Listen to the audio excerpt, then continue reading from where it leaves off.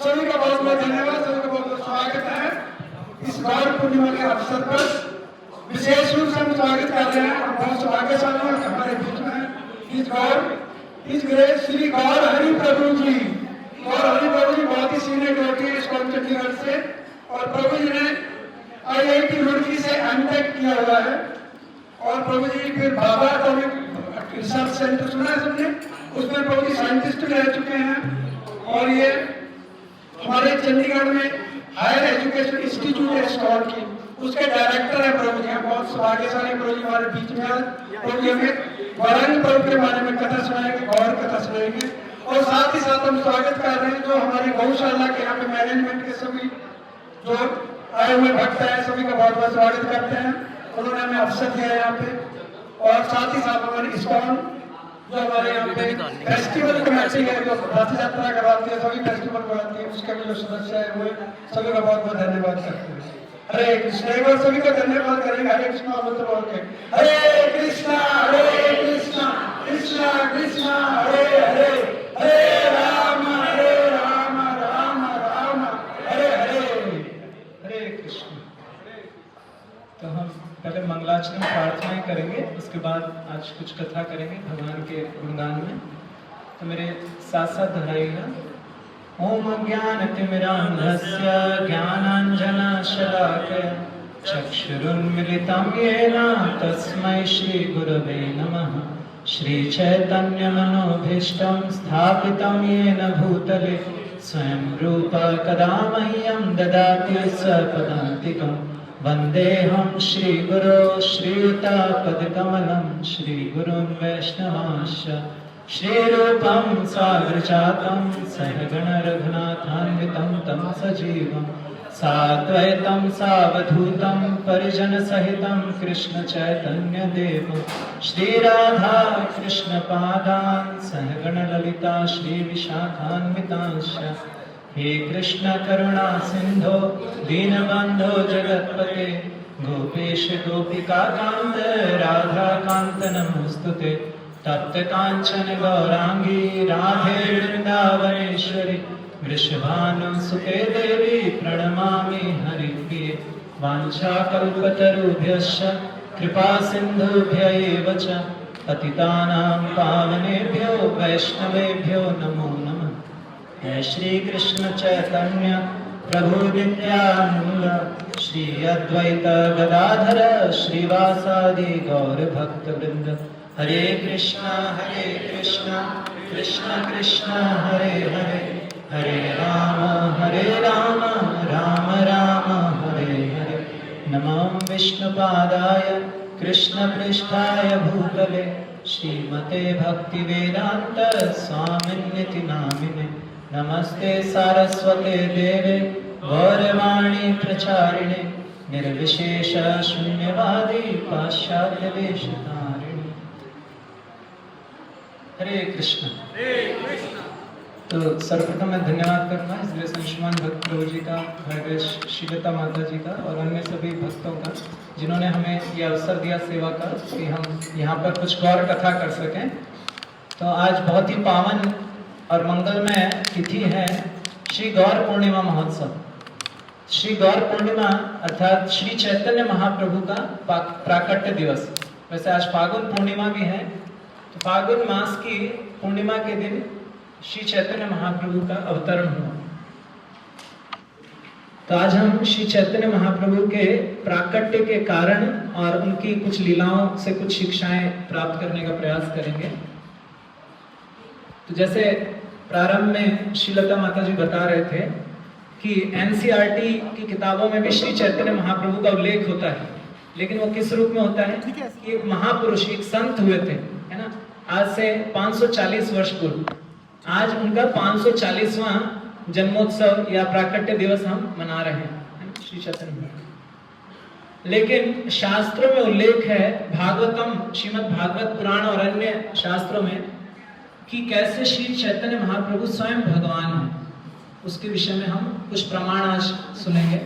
तो श्रीमद् भगवत गीता, अच्छा पहले श्री गौरांग महाप्रभु या श्री चैतन्य महाप्रभु के विषय में थोड़ा बहुत आपने सुना है। कौन कौन सुने? थोड़ा हैंड रेज कीजिए। जैसे अर्जुन सैन्य निरीक्षण करते हैं ना, कौन कौन योद्धा आए, ऐसे हम कक्षा में थोड़ा निरीक्षण करना चाहते हैं कि कौन कौन विद्यार्थी बैठे, तो अधिकतर लोग परिचित नहीं हैं। ठीक है, फिर भी हम थोड़े श्री चैतन्य महाप्रभु के नामों से उनके विषय में कुछ जानने का प्रयास करें। तो भगवत गीता में भगवान कहते हैं यदा यदा ही धर्मस्य ग्लानिर्भवति भारत, आगे अभ्युत्थानम अधर्मस्य तदात्मानं सृजाम्यहम्। जब जब धर्म की ग्लानि होती है, जब जब अधर्म बढ़ता है, तब मैं प्रकट होता हूं। और किस लिए प्रकट होता हूं? अगले श्लोक में भगवान कहते हैं, 4थे अध्याय के 8वें श्लोक में क्या कहते हैं? परित्राणाय साधुना विनाशाय च दुष्कृताम धर्म संस्थापनार्थाय संभवामि युगे युगे। तो भगवान वहां भगवत गीता में बताते हैं 3 कारण हैं जिनकी वजह से भगवान प्रकट होते हैं। पहला है परित्राणाय साधुना, अर्थात जो भगवान के भक्त हैं उनकी इच्छा पूर्ति के लिए, उनका उद्धार करने के लिए भगवान प्रकट होते हैं। तो ऐसे ही श्री चैतन्य महाप्रभु जो आज से 540 वर्ष पूर्व प्रकट हुए, तो उनके भी प्राकट्य के 3 कारण हैं। क्या क्या कारण हैं? तो आज से लगभग 5000 वर्ष पूर्व जब भगवान श्री कृष्ण इस धरा पर थे, तो उस समय उन्होंने अधार्मिक राजाओं का उनका विनाश किया। महाभारत के युद्ध के द्वारा उन्होंने क्या किया? पूरा पृथ्वी है, वहां से जितने भी अधार्मिक राजा थे सबको बुला लिया, आ जाओ, और सबको एक साथ में कुरुक्षेत्र में संहार कर दिया। और धर्मराज युधिष्ठिर महाराज को पूरे इस भूमंडल का राज्य चक्रवर्ती सम्राट बनाया, क्योंकि वो धर्म के राजा हैं ना, धर्म का ज्ञान है उनको और धर्म का पालन करते हैं। तो उनको भगवान ने धर्म की स्थापना की उनके द्वारा। लेकिन जब भगवान अप्रकट हो गए, तो अप्रकट होने के बाद धर्म फिर से गिरने लगा, अधर्म बढ़ने लगा। तो कलयुग प्रारंभ हुआ जब भगवान यहां से अप्रकट हो गए। द्वापर युग समाप्त हुआ जब भगवान अप्रकट हुए और कलयुग प्रारंभ हो गया। तो कलयुग प्रारंभ हुआ तो कलयुग में धर्म की ग्लानि होती है, अधर्म का विकास होता है। तो आज से लगभग 540 वर्ष पूर्व जब अद्वैत आचार्य, जो श्री चैतन्य महाप्रभु के एक संगी हैं अद्वैत आचार्य, उन्होंने देखा कि सारी जगह लोग धर्म के नाम पे दिखावा कर रहे हैं, अपने मनोधर्म से, अपने मन से कुछ भी धर्म बना लिए हैं, उसका पालन कर रहे हैं। कोई किसी की भी पूजा करता है, कुछ भी, किसी को ज्ञात नहीं है कि मनुष्य देह का उद्देश्य भगवान श्री हरि का तोषणम, भगवान हरि, भगवान विष्णु को संतुष्ट करना है ना। जैसे भागवतम में बताया गया है, धर्म सुनिष्ठिता पुंसाम विश्वसेन सुनिष्ठितस्य धर्मस्य समसिद्धिर हरितोषणम। हमारे धर्म का उद्देश्य क्या है? कोई भी धर्म हम पालन करते हैं उसका उद्देश्य है भगवान हरि को संतुष्ट करना। लेकिन अद्वैत आचार्य ने देखा कि लोग किसी को भी संतुष्ट कर रहे हैं, कोई देवी देवताओं की उपासना कर रहा है, कोई मनुष्यों की उपासना कर रहा है, कोई पशुओं की उपासना कर रहा है। इस तरह से उन्होंने देखा कि सब भटक गए हैं। तो उन्होंने भगवान को पुकारा। तो उन्होंने शास्त्रों में एक श्लोक पढ़ा जिसमें लिखा गया है कि अगर श्री शालिग्राम शिला को तुलसी अर्पित की जाए और थोड़ा गंगा जल अर्पित किया जाए तो इससे भगवान संतुष्ट होते हैं, यहाँ तक कि भगवान प्रकट हो जाते हैं। तो इस स्तुति को सुन के अद्वैत आचार्य प्रतिदिन शालिग्राम शिला को तुलसी अर्पित करते थे, जल अर्पित करते थे और भगवान का आह्वान करते थे, भगवान को पुकारते थे, भगवान आप प्रकट होइए, इस अधर्म का विनाश करने के लिए, धर्म की पुनः स्थापना करने के लिए आप प्रकट हुए। तो अद्वैत आचार्य की प्रार्थना सुन करके श्री चैतन्य महाप्रभु प्रकट हुए। तो जो भगवान भगवत गीता में कहते हैं परित्राणाय साधुना, भक्तों की प्रार्थनाओं से भगवान प्रकट हुए। तो ऐसे श्री चैतन्य महाप्रभु अद्वैत आचार्य की प्रार्थनाओं से प्रकट हुए। दूसरा कारण भगवत गीता में जो बताया गया है क्या है? विनाशाय च दुष्टता, दुष्टों का विनाश करने के लिए। तो हम देखते हैं कि पूर्व युगों में, सतयुग में भगवान नरसिंहदेव प्रकट हुए। किसका वध किया? हिरण्यकशिपु, है ना, महाअसुर थे, महान असुर, जो सभी देवताओं पे भी विजय प्राप्त कर चुके थे, तीनों लोगों पर उसने विजय प्राप्त कर ली थी। यहां तक कि इंद्र का वज्र भी उनकी छाती को भेद नहीं पाता था, वो वज्र भी फेल हो जाता था। इंद्र का वज्र भी कुछ काम नहीं करता था, हिरण्यकशिपु इतने बलशाली थे। तो भगवान दुष्टों का विनाश करने के लिए, उस दुष्ट हिरण्यकशिपु का विनाश करने के लिए भगवान प्रकट हुए किस रूप में? हरे कृष्ण। यहां ना ध्यान दें, कथा पर ध्यान दें। हाँ, भगवान नरसिंह देव के रूप में प्रकट हुए, और जिस छाती को वज्र नहीं कुछ कर पाता था, उस छाती को भगवान ने क्या किया? अपने नाखूनों से, सिर्फ नाखूनों से फाड़ दिया। तो ऐसे भगवान दुष्टों का विनाश करते हैं। त्रेता युग में भगवान राम प्रकट हुए, किसका विनाश किए?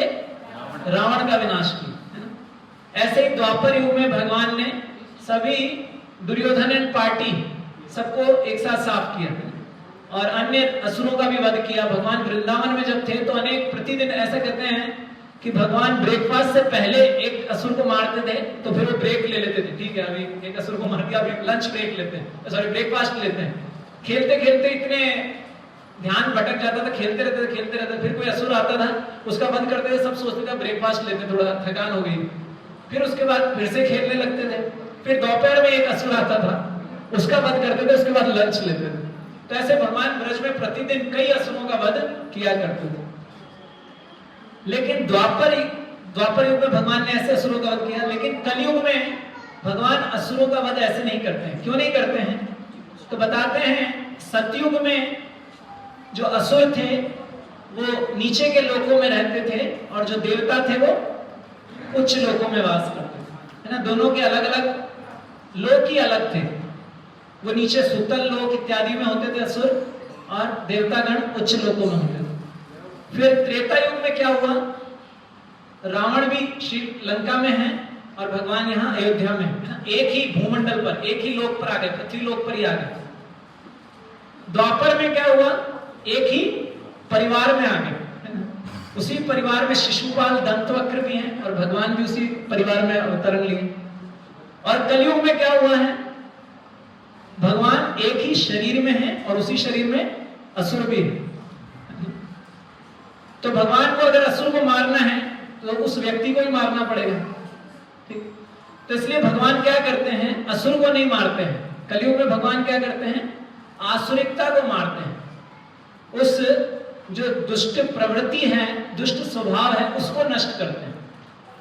भगवान कलयुग में क्या करते हैं? असुरों का वध नहीं करते हैं, उसकी आसुरिकता का वध करते हैं। कैसे करते हैं? उसके लिए श्री चैतन्य महाप्रभु असुरों का वध करने के लिए उनको भक्ति प्रदान करते हैं। और वो ये भी नहीं देखते हैं कि कौन योग्य है अयोग्य है। हर किसी के हृदय में जो दुष्टता है उसको विनाश करने के भगवान सबको भक्ति प्रदान करते हैं। और भक्ति में भी कौन सी भक्ति देने आए हैं? तो श्री चैतन्य चरितामृत में वर्णन आता है, अनार्पित चरिंचिरा करुणावतीर्ण कलो समर्पितुं नतो जल रसाम स्वभक्ति श्रीयाम। तो भगवान श्री चैतन्य महाप्रभु वो भक्ति देने आए हैं जो आज तक किसी ने नहीं प्रदान की।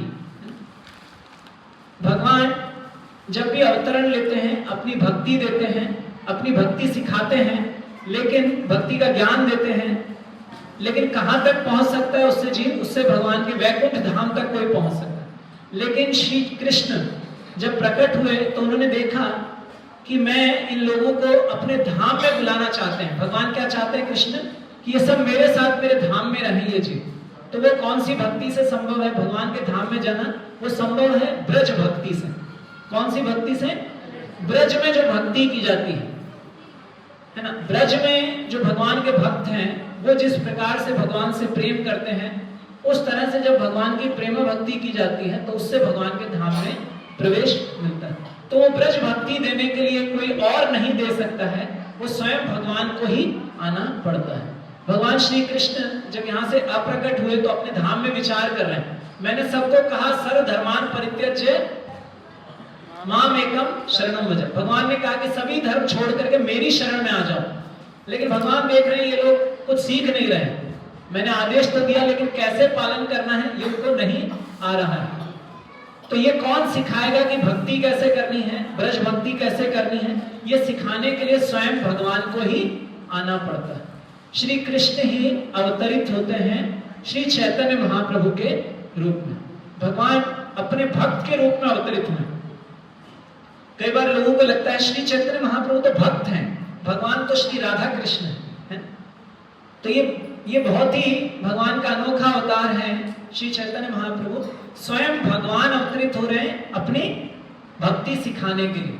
आपने आचार्य प्रभु जीवरस सिखाए, है ना। कई बार क्या होता है, कोई माता या पिता अपने बच्चों को सिखाने के लिए क्या करते हैं, ऐसे लिखते हैं, ए ऐसे बनाते हैं, ए फिर ऐसे बी बनाते हैं, ऐसे माताएं सिखाती हैं हाथ पकड़ करके, है ना। तो ऐसा नहीं है कि वो भी सीख रहे हैं, ए कैसे बनाते हैं, बी कैसे बनाते हैं, नहीं, वो सिखा रहे हैं अपने आचरण से। अपने आचरण से माता पिता अपने बच्चों को शिक्षाएं देते हैं। इसका मतलब ये नहीं कि उनको भी अभी एबीसीडी आता है, नहीं, उनको संपूर्ण ज्ञान है, लेकिन बच्चों को सिखाने के लिए वो उसी तरह से नकल करते हैं। बेटा देखो ऐसे बनाओ ए, ऐसे बनाओ बी।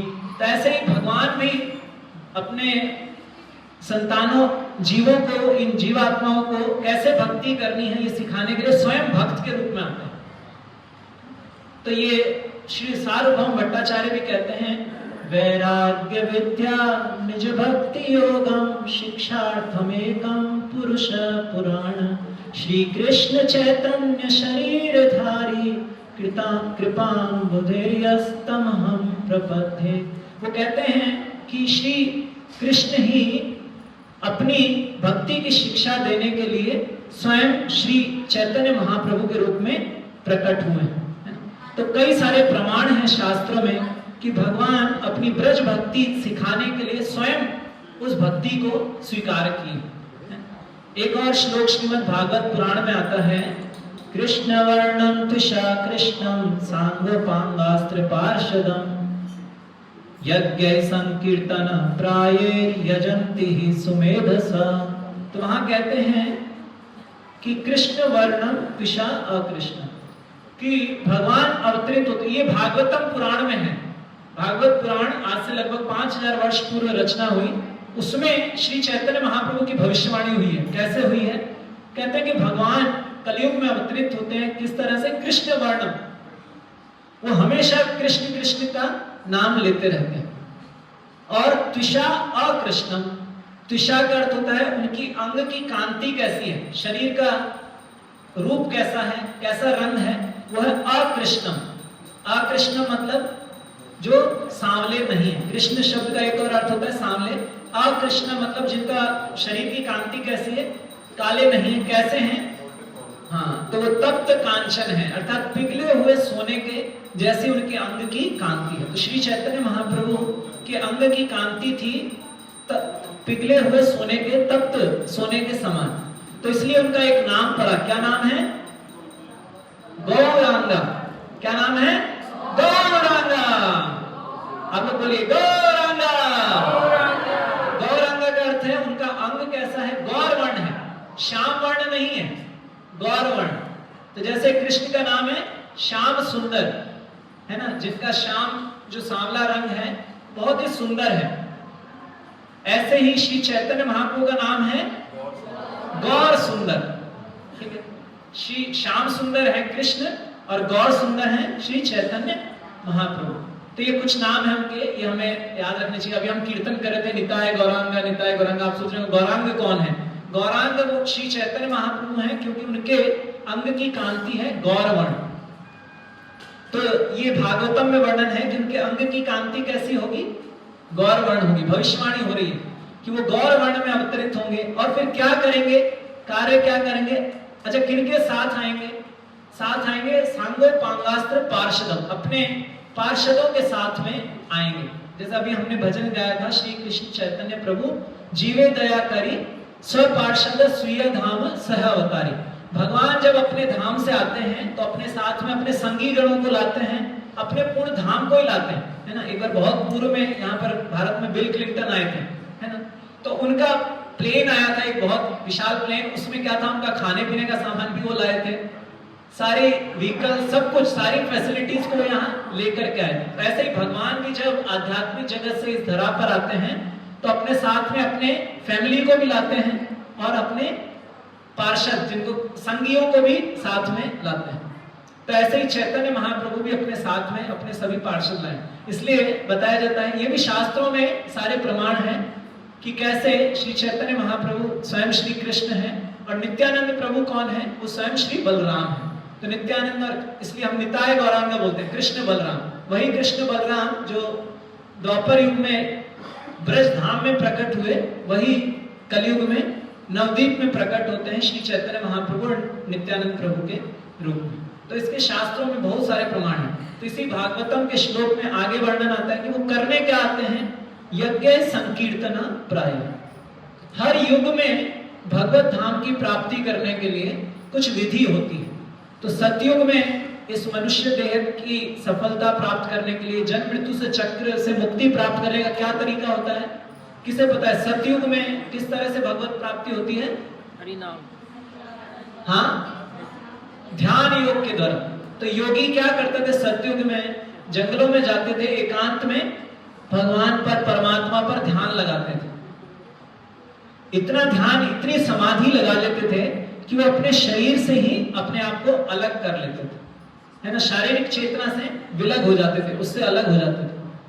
तो इस तरह से वो मृत्यु के समय शरीर को छोड़ करके और भगवत धाम की प्राप्ति करते थे, भगवान पे समाधि लगाकर।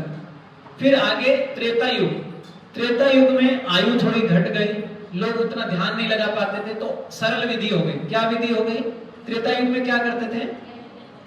यज्ञ संपन्न किया करते थे, बड़े बड़े विशाल यज्ञ। भगवान राम ने भी माता सीता के जाने के उपरांत बहुत बड़े बड़े विशाल यज्ञ किए ना। माता सीता के उन्होंने एक स्वर्णिम प्रतिमा अपने साथ रख के बहुत विशाल यज्ञ की।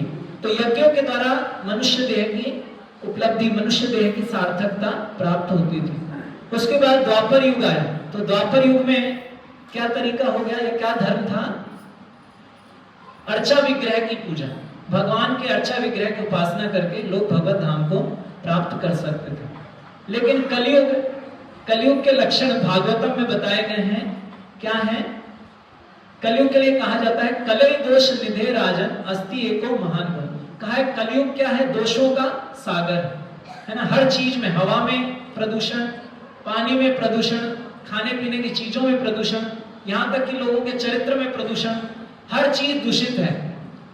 तो कलयुग बहुत ही निकृष्ट युग बताया गया है। तो इस युग में बताते हैं कि ना तो भगवान पे ध्यान करना संभव है।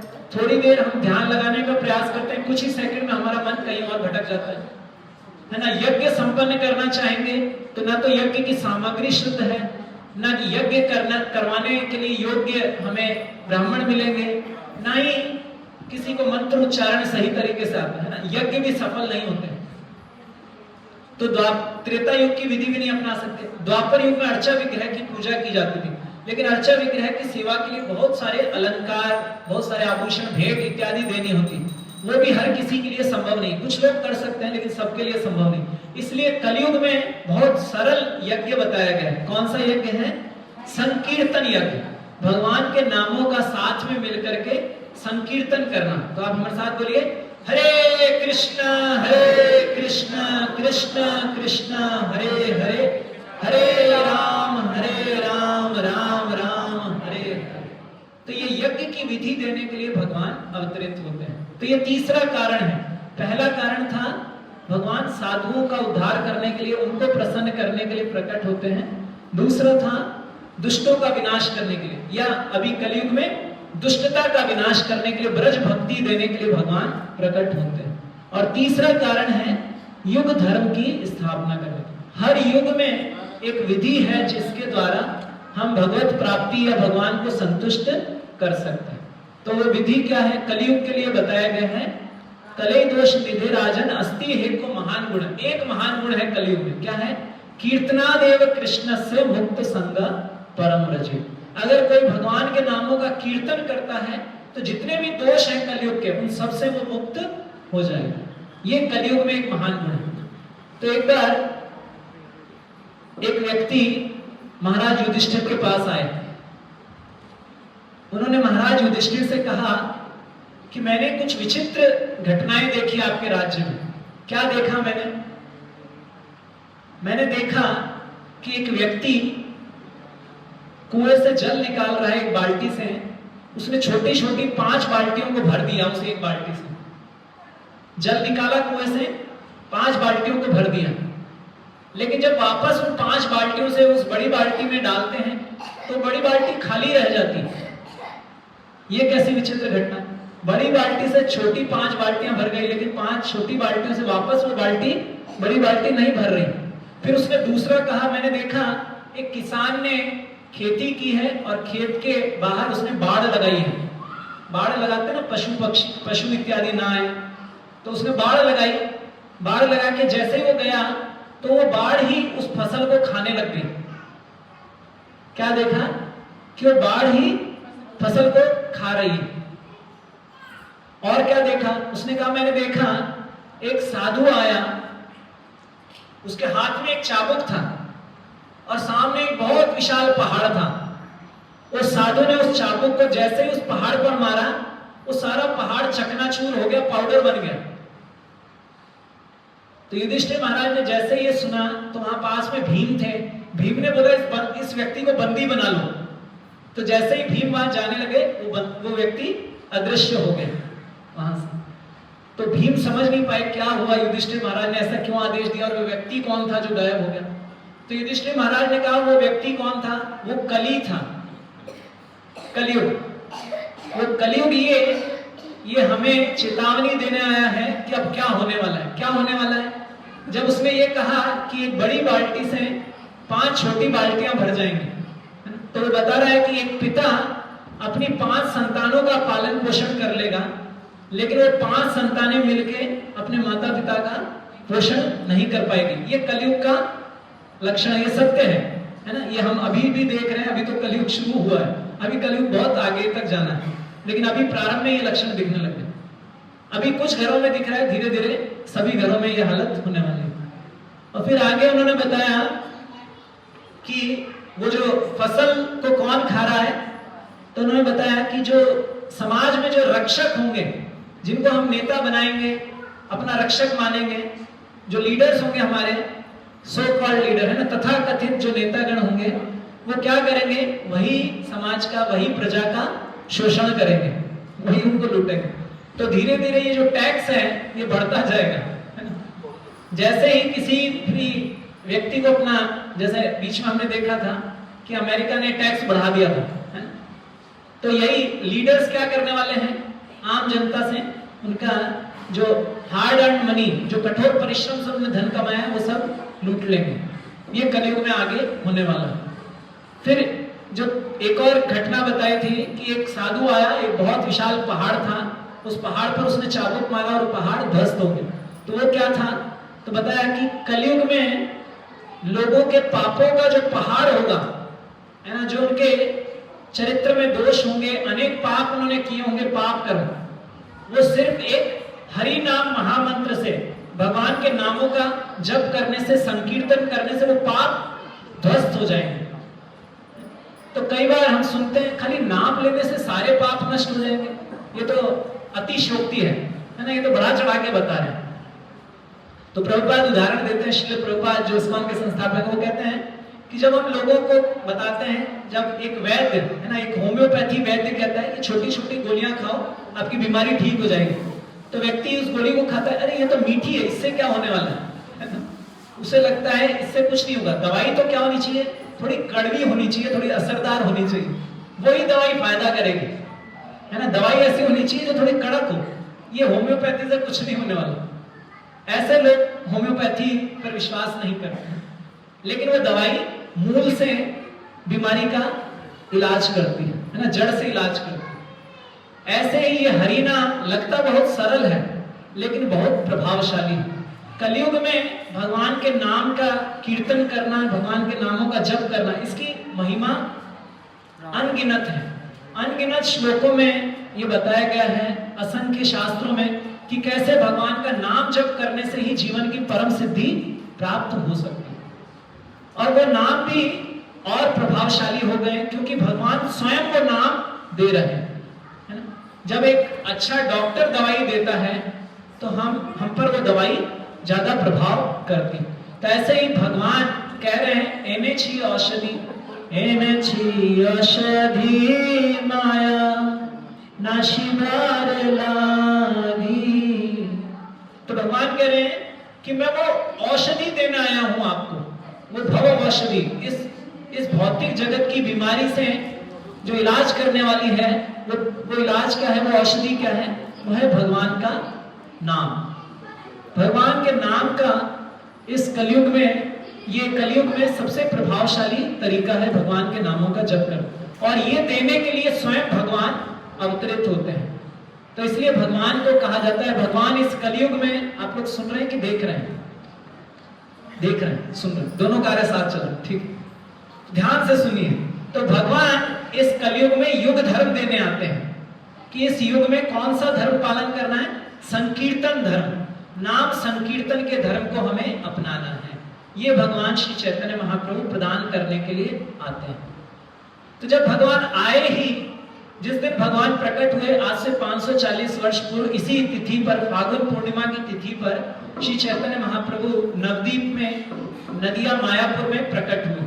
तो जब भगवान प्रकट हुए, जैसे आज चंद्र ग्रहण है, उस दिन भी चंद्र ग्रहण था, है ना? कितना विशेष हम मिलाप हुआ है, आज भी चंद्र ग्रहण है, उस दिन भी चंद्र ग्रहण। तो जब चंद्र ग्रहण हुआ तो उस समय जो साधु लोग थे, जो भक्त लोग थे, वो जानते थे कि ग्रहण का प्रभाव ना पड़े, इसके लिए हमें क्या करना चाहिए, कुछ मंगलमय कार्य करना चाहिए, दान पुण्य करना चाहिए इत्यादि, है ना? लेकिन सबसे मंगलमय क्या है, मंगलम मंगलेभ्यो अपि हरेर नामेव केवल। सारी मंगल करने वाली चीजों में सबसे मंगलकारी क्या है, भगवान का नाम। तो सभी लोग क्या कर रहे थे, हरि हरि हरि हरि बोलिए, हरि हरि हरि हरि, अभी ग्रहण चल रहा है, बोलिए हरि हरि हरि हरि। तो ऐसे सारे लोग हरि हरि हरि हरि कह रहे थे, और उसी समय भगवान प्रकट हुए। तो भगवान अपने प्रकट होने से पूर्व ही लोगों को युग धर्म सिखा रहे हैं, है ना? भगवान प्रकट नहीं हुए, भगवान ने चंद्र ग्रहण करवाया, जिसके द्वारा लोग भगवान के नामों का उच्चारण कर सके। तो इस तरह से भगवान सबको हरिनाम संकीर्तन में जोड़ते हैं। इसके उपरांत जब भगवान प्रकट हो गए, तो भगवान छोटे शिशु थे, कुछ ही दिनों के। तो जब बच्चा रोता है, तो ऐसे ही भगवान भी क्रंदन कर रहे थे। तो माताओं ने सोचा बच्चा रो रहा है तो इसको कुछ भूख लगी है, तो उनको दूध पान कराया, फिर रोने लग गए। कुछ खिलौने से उल्लू लुलू लुलू ऐसे करते ना बच्चों को, है ना? तो उससे भी वो चुप नहीं हो रहे। तो किसी ने ऐसे ही सोचा, हरि हरि बोला किसी ने, तो हरि हरि सुनते हुए चुप हो गए। तो माताएं समझ गई कि बच्चा कैसे चुप होगा, हरि हरि हरि हरि, ऐसे सब माताएं करने लगी हरि हरि, तो वो चुप हो जाते थे। जैसे ही माताएं हरि का नाम लेना बंद कर देती थी, वापस महाप्रभु रोने लगते थे। तो इस तरह से महाप्रभु अपनी बाल लीलाओं में ही सभी को भगवान के नाम के संकीर्तन में, नाम के जप में सबको लगाते हैं। तो जब भगवान प्रकट हुए तो उनके नाना जी, उनके क्या क्या नाम है वो हम आपको सिखा रहे हैं। हम लास्ट में जब प्रवचन समाप्त होगा उसके बाद आपकी pरीक्षा लेंगे, किसको कितने नाम याद है, और जिसको सबसे ज्यादा नाम होंगे उसको हम उपहार देंगे, ठीक है? तो भगवान जब जन्म लिए तो उनके नाना जी जो एक ज्योतिषी थे, उन्होंने उनका नामकरण किया, उनका नाम दिया विश्वाम्बर। क्या नाम दिया? विश्वाम्बर। विश्वाम्बर मतलब जो विश्व का भरण करते हैं, पोषण करते हैं, वो है विश्वाम्बर। तो उनका नाम पड़ा विश्वाम्बर। फिर क्योंकि उनका जन्म एक नीम के पेड़ के नीचे हुआ था, इसलिए उनका नाम पड़ा निमाई, है ना? घर में बच्चों को प्रेम से बुलाते हैं ना, तो ऐसे ही सभी माताएं और घर के लोग उन्हें बुलाते थे निमाई। और एक और कारण बताया जाता है कि उनका नाम निमाई क्यों पड़ा, क्योंकि उनके माता पिता, उनके पिताजी का नाम है श्री जगन्नाथ मिश्र और माता का नाम है सची माता, इसलिए उनका नाम है सची नंदन। क्या नाम है? सची नंदन। तो जब उनके माता पिता जगन्नाथ मिश्र और सची माता के, इससे पूर्व भी संतानें हुई, चैतन्य महाप्रभु या निमाई के जन्म से पूर्व भी कई संतानें हुई। उनमें से एक संतान विश्वरूप, वो जीवित रहे, लेकिन कुछ पुत्रियां हुई थी, वो सब यमराज उनको ले जाते थे। तो सभी भयभीत थे कि ये बच्चा भी यमराज के पास न चले जाए, इसलिए क्या नाम रखा? निमाई। निमाई मतलब कड़वा, नीम कड़वा होता है ना, तो बच्चे का नाम ऐसा रख दिया कि यमराज को भी ये पसंद नहीं आएंगे, निमाई नीम है तो इसलिए छोड़ देंगे। तो कई बार ऐसे नाम रखे जाते, तो एक कारण ये भी है निमाई रखने का। फिर श्री चैतन्य महाप्रभु अपनी बाल लीलाएं बहुत नटखट थे, क्योंकि स्वयं भगवान है, तो भगवान को पूर्ण ज्ञान है, लेकिन भगवान फिर भी अपनी लीलाओं में आचरण करने के लिए स्कूल भी जाते हैं, पाठशाला है, तो भगवान पाठशाला में भी जाते थे। पाठशाला में जब जाते थे तो अपने साथ के जो सहपाठी होते थे उनके साथ में शास्त्रार्थ करते थे। बताया जाता है कि नवद्वीप जो कलकत्ता से लगभग 120 किलोमीटर दूर है, वो उस समय आज से 540 वर्ष पूर्व वो एक पीठ होता था जहाँ पे सभी जो भारतवर्ष के जो विद्वान हैं वो विद्वान वहां आकर के संस्कृत की व्याकरण इत्यादि सीखते थे। जैसे वाराणसी, काशी, ये सब विद्यापीठ रहे जहाँ पे विद्या शास्त्रिक वैदिक शास्त्रों की विद्या दी जाती थी। तो ये बहुत मुख्यालय बोलना चाहिए कि यूनिवर्सिटी जैसी होती थी। तो ऐसे नवद्वीप भी एक यूनिवर्सिटी थी संस्कृत ग्रामर के लिए इत्यादि, संस्कृत व्याकरण के लिए। तो निमाई